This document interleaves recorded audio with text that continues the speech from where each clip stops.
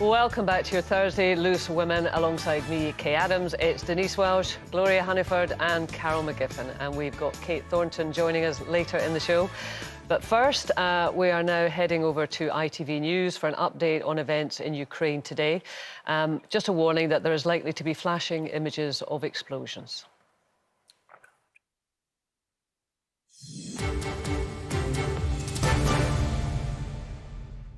Good afternoon. Boris Johnson has addressed the nation after Russia invaded Ukraine in the early hours.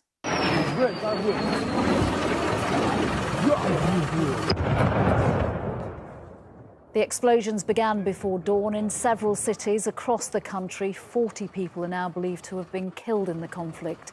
Back here, the Prime Minister said diplomatically, politically, economically and eventually militarily, this hideous and barbaric venture of Vladimir Putin must end in failure.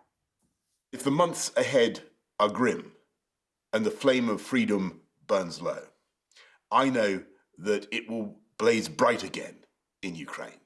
Because for all his bombs and tanks and missiles, I don't believe that the Russian dictator will ever subdue the national feeling of the Ukrainians and their passionate belief that their country should be free.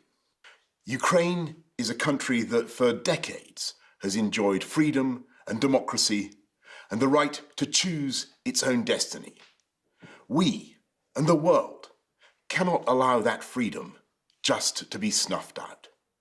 We cannot and will not just look away.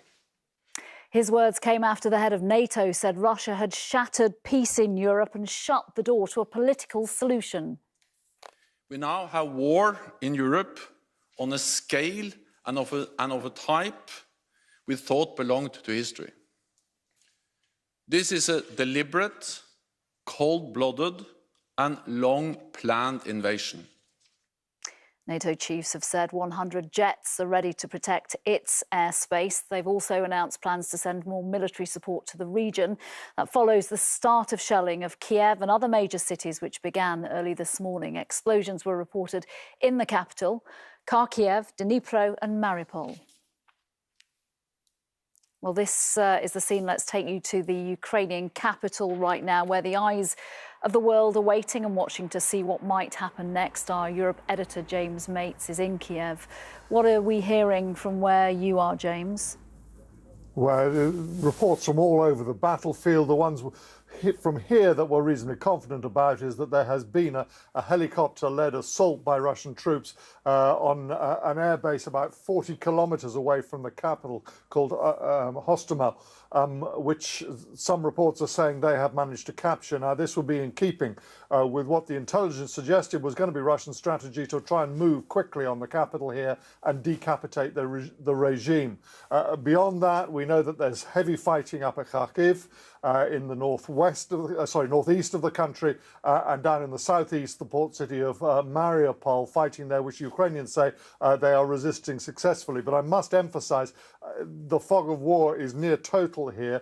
Getting hold of reliable information at this early stage is very, very difficult. We're just getting the odd report and pictures. In the meantime, after all those words from European leaders that we've been hearing this morning, the Ukrainians are now really asking, come on, what are you going to do? What are these sanctions? We wait to see James Mates. Thank you very much for now. Our deputy political editor, Anushka Asthana, is at Downing Street. Boris Johnson says President Putin must fail. What's your analysis of what he had to say? Well, I want to pick up on one thing he said, which was that his mission was clear: diplomatically, politically, economically and eventually militarily. Putin must fail. Now, we have sent anti-tank missiles, but there are no discussions about troops going on the ground. So really, we're at the third level of that, hitting Russia economically. So the question is, how much do sanctions hurt? There were plenty put in place in 2014, and they did hit Russian GDP, but only by 0.2% per year. That said, Liz Truss, the Foreign Secretary, says this will be an unprecedented package. The Prime Minister also spoke about Ukrainians here in the UK, and there are plenty at the gates of Downing Street right now. They're chanting "Block Putin's money" and protection from the UK. And aside from what's happening on the ground, there is another impact as well. We have a situation where the oil price is the highest it has been in 8 years, and a warning this morning that petrol prices could hit £1.60 per litre. Anushka, thank you very much for that update. We will, of course, have a full roundup of the situation in Ukraine and reaction from around the world at 1:30. And Julie Etchingham will be here with a special programme tonight, War in Europe at 7:30. For now, bye-bye.